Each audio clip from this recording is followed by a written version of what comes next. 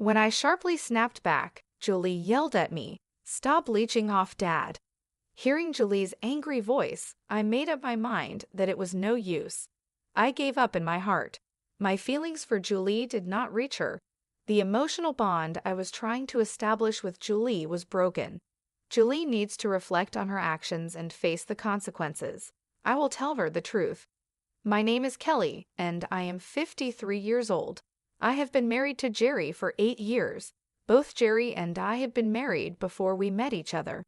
I divorced my previous husband because he had an affair. One day when I came home, I found divorce papers from the lawyer in the mail. Since then, my ex-husband never returned. I didn't even know where he was, but I submitted the response to the court. We used to argue a lot and weren't very close, so I had expected this to happen someday. But it was so sudden that I couldn't eat and felt very depressed.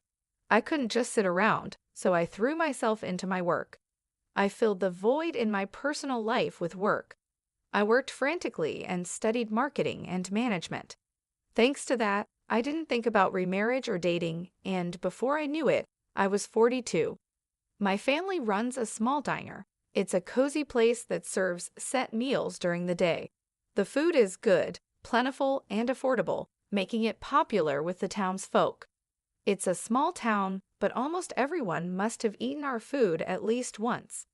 My father's chicken steak is the restaurant's specialty. When Jerry proposed to me, I was over the moon, but hearing that he had a daughter made me anxious about the future. Will this work out? The thought of suddenly becoming the mother of an adult daughter was crushing. My happy feelings completely deflated. Now my heart feels heavy and dark. That's when I got a text from Jerry saying, "No rush on your response." I meant every word I said earlier. His calm reply soothed my anxious heart like a receding tide. Yes, Jerry is serious and kind. He would support me through anything. As for his daughter Julie, even though she's a concern, she's an adult and won't act like a child. She will understand about Jerry and me. I decided to accept Jerry's proposal. When I told Jerry I would accept his proposal, he was overjoyed. Seeing Jerry express his happiness so openly made me truly glad to have chosen to be with him.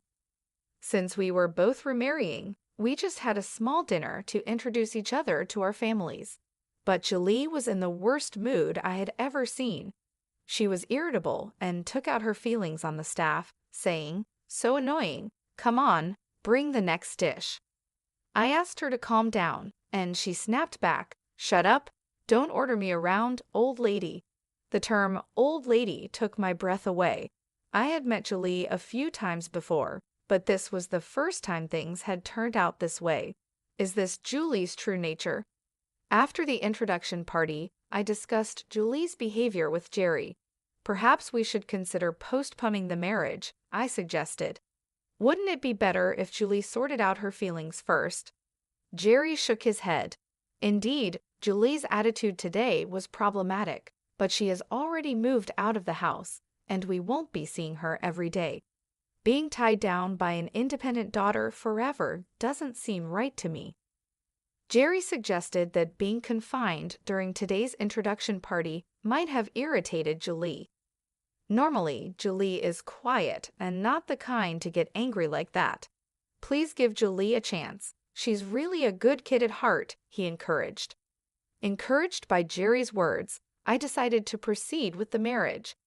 I was determined to marry Jerry and live my life with him. Yet every time I saw Julie, I was reminded of that incident, which only increased my anxiety. I started living with Jerry, and we bought an apartment halfway between my company and Jerry's. Julie was living alone in an apartment near her company, so it was just Jerry and me living together.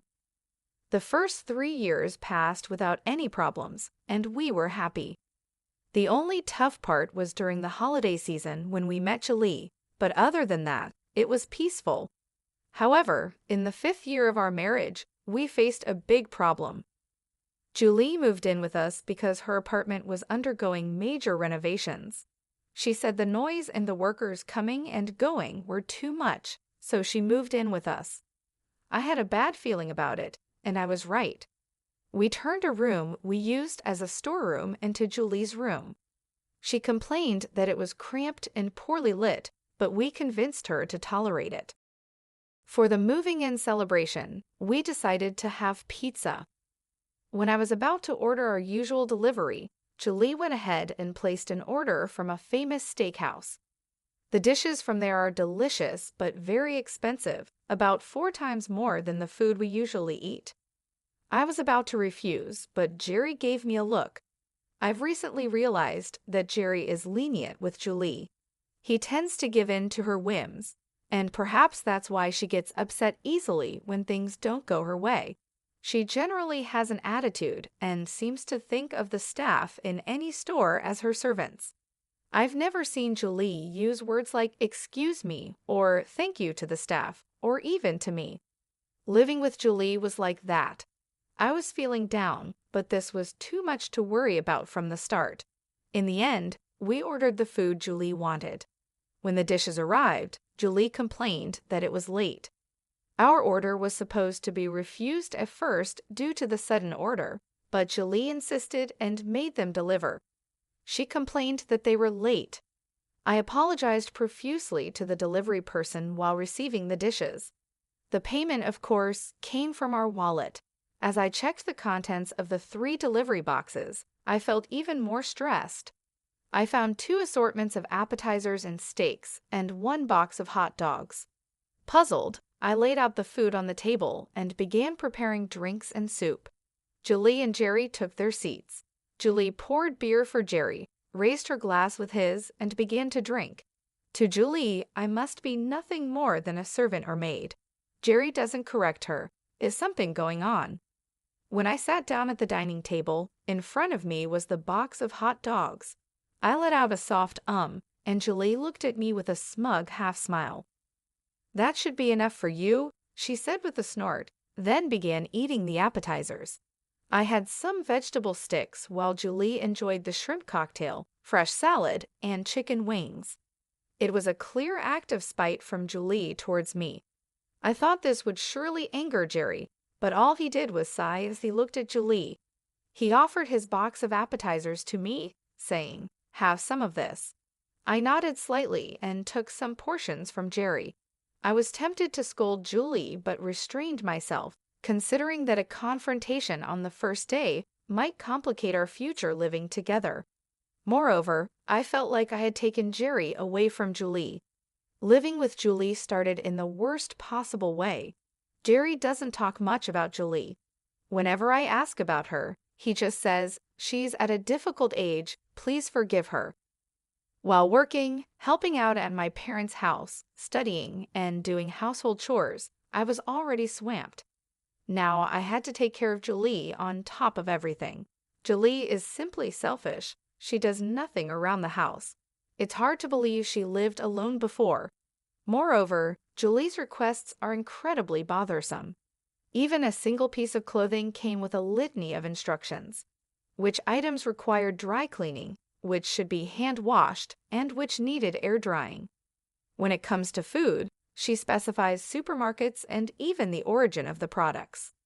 I usually plan meals based on sales and featured items at the supermarket, but that's not possible when accommodating Julie's preferences. I found myself planning meals while also checking recipes on the internet. As a result, our household expenses have nearly doubled. Julie doesn't contribute financially to the household at all. Even when I talk to Jerry about it, he just says, "Please bear with it." Unwilling to stir up unnecessary conflict, I chose to tolerate the situation. I reluctantly decided to cut back on work. I was valued and had high expectations at my company, with even hints of a possible executive position in the future. But now, family comes first. I applied for reduced working hours at the company. This decision will likely end any chance of career advancement, but I did it for Jerry and Julie. I've decided to endure. While shopping for dinner at the supermarket after work, I received a call from my mother. She told me that my father had been hospitalized. "What? Dad's in the hospital," I said. After hanging up, I hurried to the hospital. Our family home is relatively close by, so I arrived in about an hour. In the hospital room, my father was watching a baseball game on TV with earphones in. Noticing me, he took out his earphones and smiled. "Mom just exaggerated over the phone," he said with a laugh. Relieved, my legs gave way, and I slumped to the floor. "My back's been hurting," my father explained. "It seems years of standing at work have taken a toll on it. I've decided to go through with the surgery," he told me with a laugh. At that moment of relief, I remembered something important. I hadn't informed Jerry or Julie about any of this. I pulled out my cell phone from my shopping bag and saw countless missed calls from Julie. My heart was pounding as I hurriedly called her back. Julie's voice sounded displeased. "Where are you, and what are you doing? Hurry back and make my dinner," she demanded. I apologized reflexively. "I'm sorry, my dad's been hospitalized." Julie was silent for a moment, but then started scolding me sharply. "Huh? Your dad? Your dad really?" Julie's tone became vulgar and aggressive. I felt intimidated and shrank back. In a small voice, I replied, "Yes, he was suddenly hospitalized." "And what does that have to do with my dinner?" Julie's reasoning was becoming absurd. "You're my mother, right? Understand it's a parent's job to make meals for their child." This might be understandable if Julie were still in elementary or middle school, but Julie is 25 and has lived alone before. She's fully an adult. For such an adult to demand meals from a parent is beyond harassment. I felt compelled to stand up for myself. I'm not good with Julie's assertive tone or harsh words. Although I was scared of being yelled at, I decided to confront her. "Is it wrong to worry about my dad?" "You should understand," I said. I could hear Julie gasp over the phone. "Shut up! Don't talk back to me!" she snapped, clearly taken aback. "If it were your dad, you'd rush to his side, wouldn't you?" Julie fell silent. Maybe she was imagining if it were Jerry who had been suddenly hospitalized. Surely Julie would be worried if something happened to Jerry. That's what I thought. However, Julie's response was shocking. "Huh, I'd ignore it if my dad was hospitalized," she said. I was speechless. I wanted to believe it was a lie. "Anyway," I said, "sorry, but you'll need to eat out today," and hung up. This call made one thing clear to me. Julie doesn't see me as her mother. In fact, she doesn't even see me as a person. She must think of me as a mechanical servant or a slave. Otherwise, she couldn't say such heartless things. It's saddening, but I can't just dwell on sadness. Things can't go on like this. I felt a strong need to take action. Even after my father is discharged, he won't be able to work as before. There's only so much my mother can do. I need to address the situation at my family's home quickly. Balancing my family's needs, taking care of Julie, household chores, and work was impossible. I decided to resign from my job. Though the company tried hard to retain me, there was no other way. Just as my father was discharged and we managed to reopen our shop, something happened to Jerry. He ended up being hospitalized and his condition was quite severe. Dr. Richard, the chief physician, said he might never be discharged. When I informed Julie of Jerry's condition, she reacted nonchalantly and said something unbelievable. "Does this mean it's going to cost a lot of money?" Julie seemed more concerned about money than Jerry's health. What could this mean? I couldn't understand her reasoning. Does Julie not care about Jerry at all? This is not the time to worry about money. "Do you understand?" I became emotional and retorted. "I know that, but if we don't have money, we'll be in trouble, won't we?" Julie pulled out her cell phone and started making a call. "Hello, Uncle David. Actually, Dad is sick and has been hospitalized," she said in an uncomfortably sweet tone. "I was hoping you could help with the hospital bills." Julie schemed on the phone, trying to get her uncle to pay for the expenses. "Then you can ask Mom about the rest." After ending the call, Julie gave me a cold smile, sending a chill down my spine. "So you'll have to talk things over with Uncle David," she said, humming a tune as she went back to her room. I was still reeling from Jerry's hospitalization when Julie's actions left me stunned. After a while, I received a call from my brother-in-law. I explained Jerry's condition and the outlook for the future. I broke down crying midway, but managed to explain everything. I also assured him that I would take care of the hospital bills, so he shouldn't worry. After hanging up, I slapped my cheeks with both hands to psych myself up. I can't afford to mope around over this. But bad things continued to happen. After our marriage, Jerry was entrusted with managing his parents' company. However, the business began to struggle. The cost of raw materials had been rising for years, leading to higher purchase prices and reduced profits. The company was so strapped that it couldn't afford to pay employees' salaries. In the past, Jerry's family used to help my family's business, but now the roles were reversed, and my family was supporting Jerry's company. With the business in trouble, Jerry had cut his own salary, so I was paying for the hospital bills with my salary. Most of the insurance policies list the company as the beneficiary. Ironically, Jerry's insurance money gave the company a bit of a breather during these hard times. In such a difficult time, Julie lashed out at me. The reason was a photo on my phone of a dining scene at a restaurant.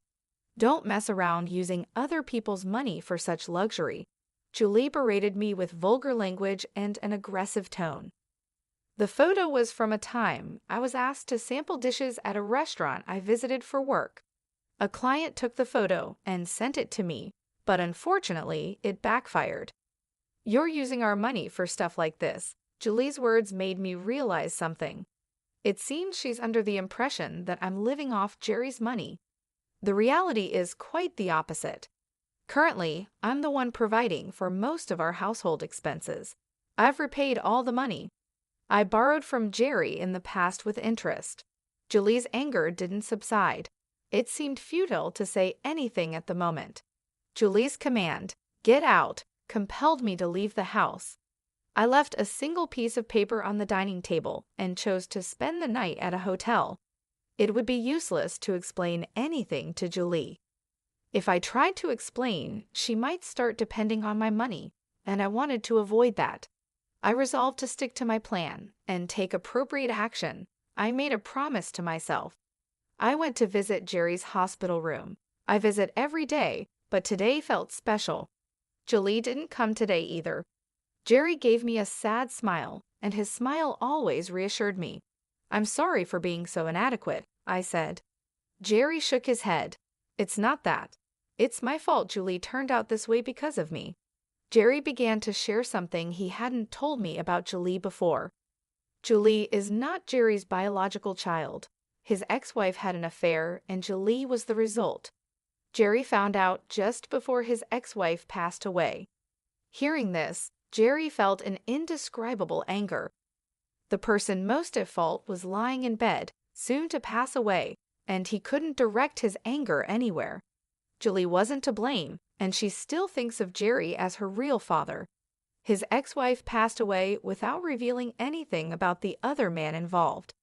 Jerry was left with unresolved anger. He couldn't treat Julie the same way as before and ended up pushing her away. For Julie, her mother suddenly disappeared, and her father became distant. It's no surprise her personality became twisted.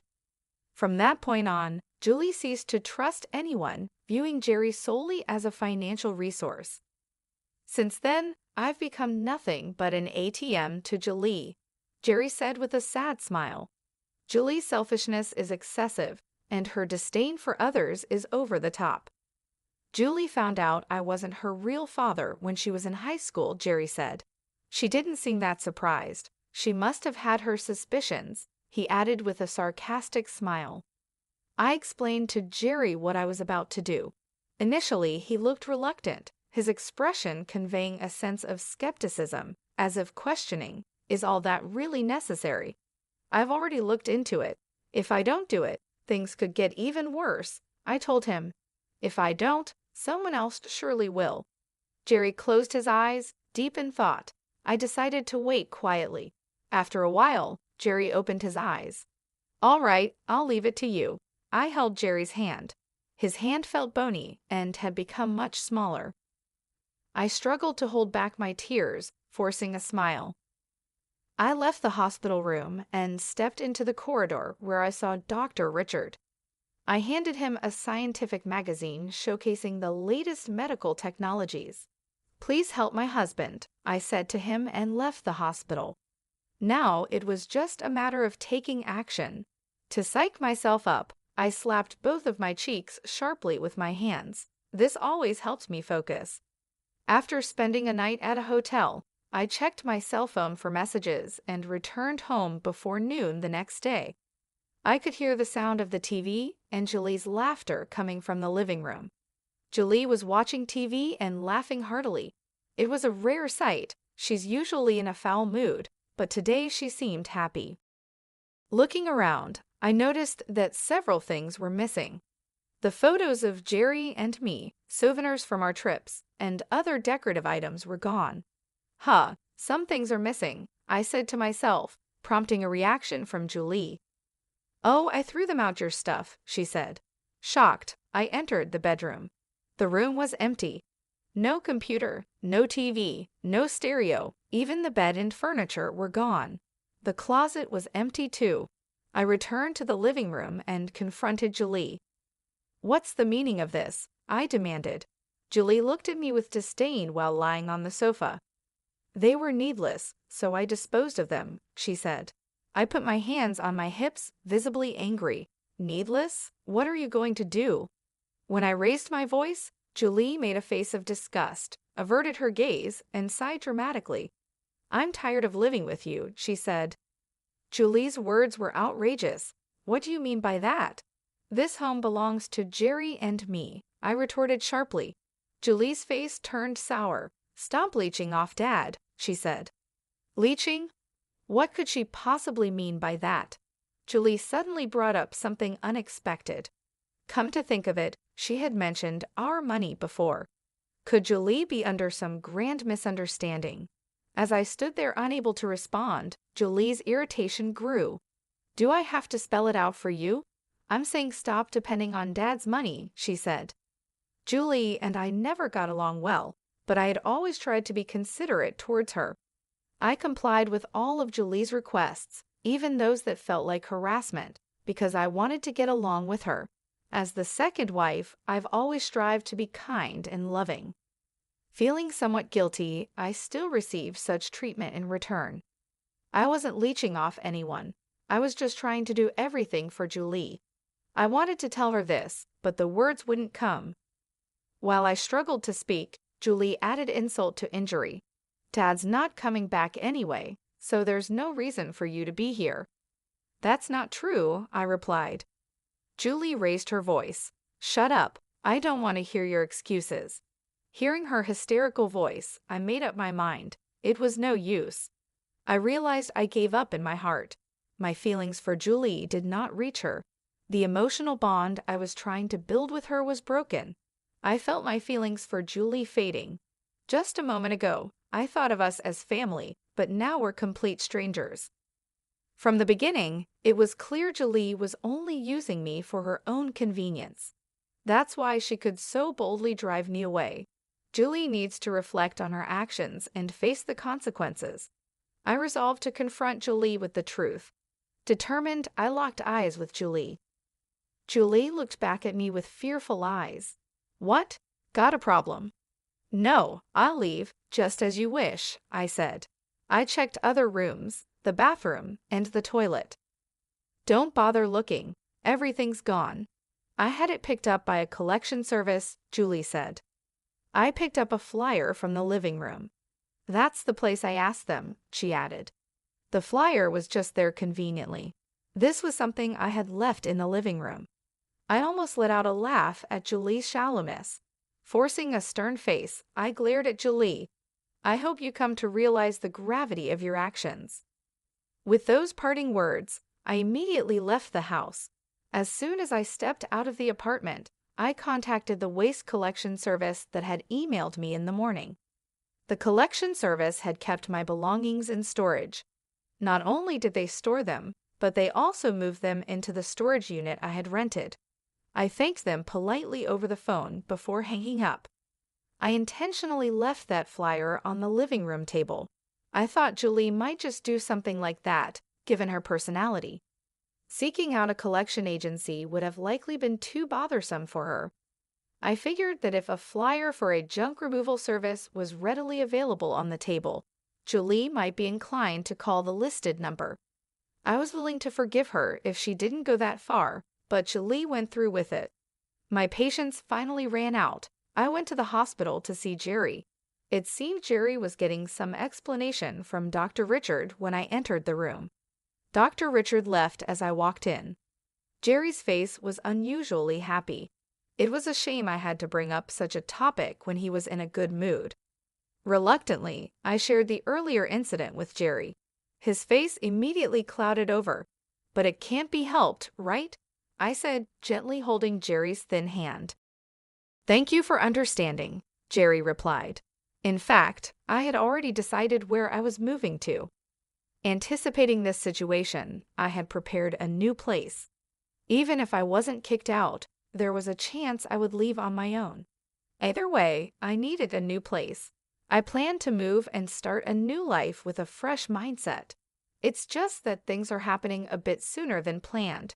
Jerry smiled gently, comforting me. To be honest, being kicked out by Julie didn't really put me in a bind. It just moved my plans up by a couple of weeks.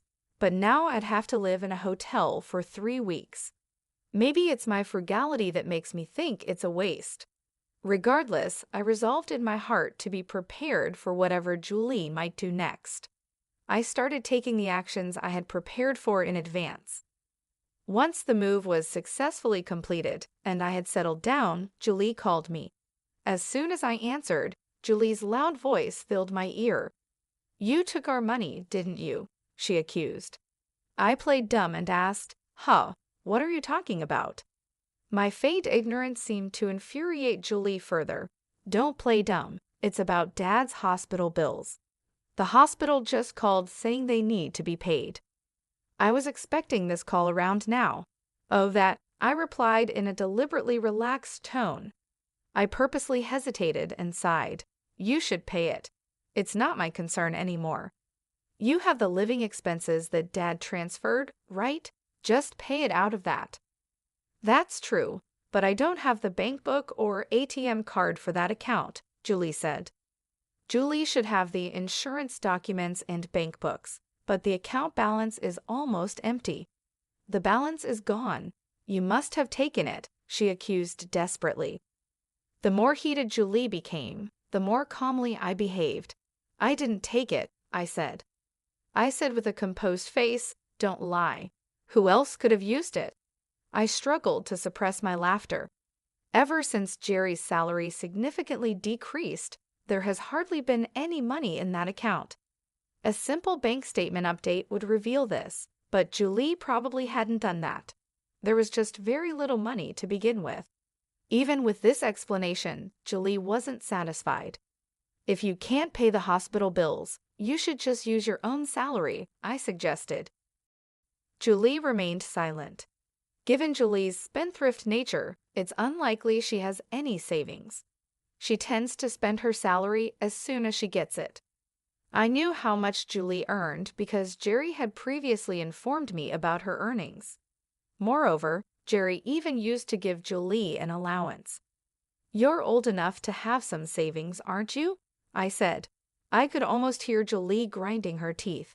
After a long silence, so long I thought the call had dropped, Julie suddenly raised her voice. "What's wrong with me spending the money I earned?" Julie continued to rant. "You're the one who spent all the money Dad gave us, aren't you?" I could hear Julie's heavy breathing. The farce was over, so I got to the heart of the matter. "If it's not savings, then use the money you acquired dishonestly," I said. I heard a thud. It seemed Julie dropped her cell phone, probably too shocked to keep a grip on it. "How did you know about that?" Julie didn't deny it. She had just admitted to the wrongdoing. There was no escaping it now. "We will discuss the details when we meet," I told Julie and hung up. I had sent the meeting place via email. I also attached the audio file of Julie saying, "How did you know about that?" to the email. I had recorded the conversation with Julie.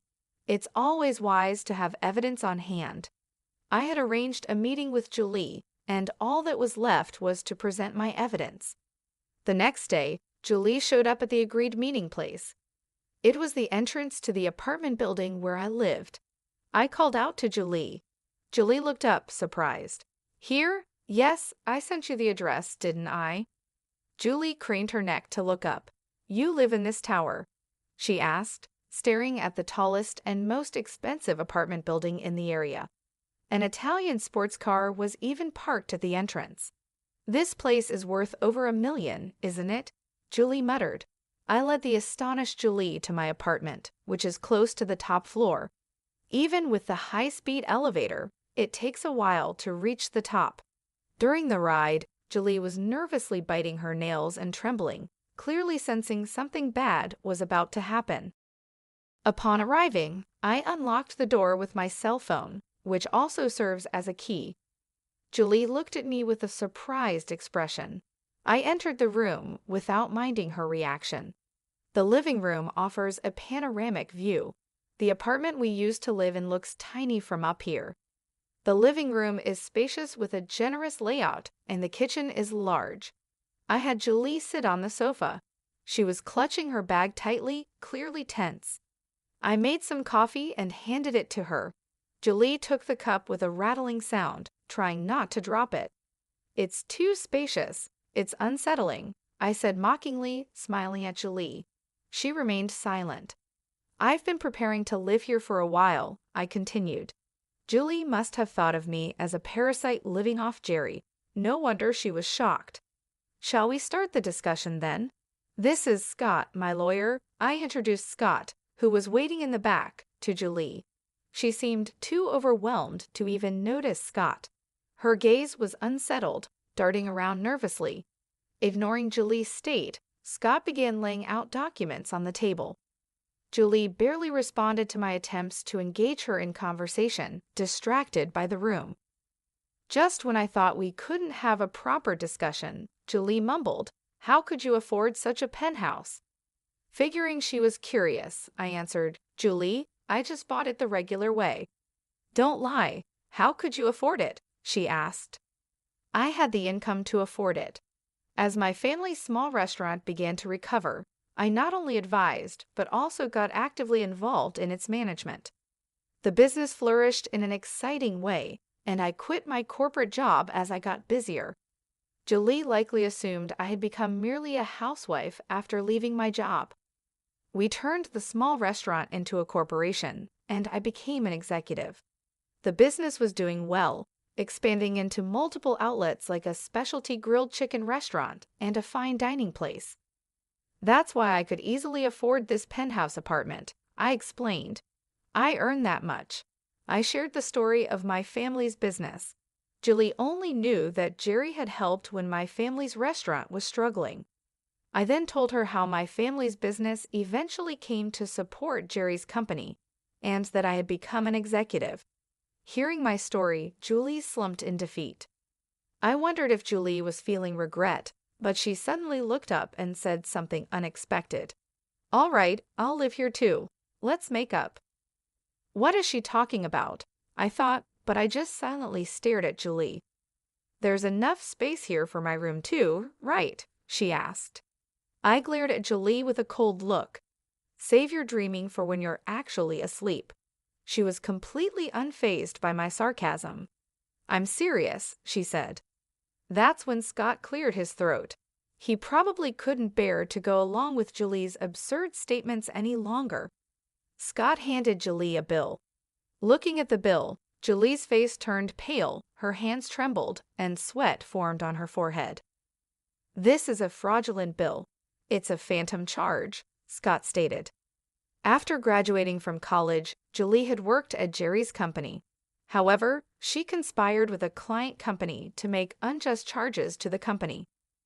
The illicit gains were shared with the accomplice from the client company. To set Julie up, I had hired a detective and conducted a thorough investigation. An individual from the client company who conspired with Julie leaked information to Scott. I immediately consulted with my in-laws, who had stepped down from the presidency to become chairpersons, about the matter. They were furious and promised appropriate punishment. Embezzlement on the job is quite the crime indeed, Scott added. If convicted of fraud, you could face up to 11 years in prison, not to mention civil damages. Wait a minute, there must be some mistake. Julie desperately tried to deny it. However, the evidence was complete, and the accomplice had confessed. Admit it. The charges against you are only getting heavier, Scott said. Just as I thought, Julie was gripping the bill tightly enough to tear it. She suddenly stood up. I'm sorry, Julie apologized. Sorry doesn't cut it, I spoke in a flat, emotionless voice. Especially since you've done it habitually, it's deemed extremely malicious. Julie collapsed to the floor and began to apologize. Please forgive me, Julie sobbed. No chance, I replied coldly. Her face became a mess of tears, and her usually perfect makeup was completely ruined. If things continue this way, losing your job will be the least of your worries. You might even get arrested. Julie's apologies wouldn't earn her forgiveness. Her tears and runny nose left dark stains on the carpet. Please forgive me. Just staying silent about it is enough, she pleaded. I turned my back on Julie, who kept apologizing. This isn't just between you and me, I said. Julie seemed unable to let go and made an outrageous offer. Then I'll give you money. I'll charge the company again and give you that money. I sighed deeply and pressed my hand to my forehead. Nothing I said would make a difference now. Julie had no intention of repenting. She was solely focused on navigating her way out of the predicament. There's no helping you. You need to be properly judged, I said, revealing the voice recorder in my hand. Julie realized she had made an outrageous proposal. She trembled, covering her mouth with her hand. I'll submit this as evidence to the police, I declared. Julie kept her head down, as if something had been drained from her. Scott and I then escorted Julie out of the room. Leaning against the wall, she staggered toward the elevator. Once Scott had departed, I collapsed into the depths of the sofa, exhausted. It was finally over. I reported the outcome to Jerry via email. As planned, Julie was criminally charged by the company. She was arrested, and the employee from the partner company was indicted. While on bail, Julie had been dating this employee. Whether Julie really had romantic feelings is unclear. It's highly possible she pretended to like him just to use him. Julie is now detained in a holding cell awaiting trial. She also faces a lawsuit for damages from the company. Julie was disliked at the company, and perhaps this was a form of retribution. Being the president's daughter, she was exceedingly unpopular among the employees. She also had a haughty attitude toward clients, which negatively impacted performance. Not only was her attitude presumptuous, but Julie also made many mistakes. There were numerous complaints, but no one dared to criticize her because she was the president's daughter. This is what I heard from Jerry. Jerry is still hospitalized, focusing on his treatment. He entrusted the presidency to Gary, his reliable executive vice president. This decision had been made quite a while ago. With Julie gone, the transition proceeded smoothly. Jerry is fighting his illness despite the challenges in getting discharged. A pioneering treatment available in France offered new hope. Holding the published scientific journal, Dr. Richard and I had many discussions. Dr. Richard understood and agreed, and Jerry will soon go to France for treatment. Of course, it's private healthcare not covered by insurance. I'm not worried about the treatment costs. If necessary, I can just sell the penthouse. Jerry will surely recover, and he will surely smile at me with that gentle smile again. I can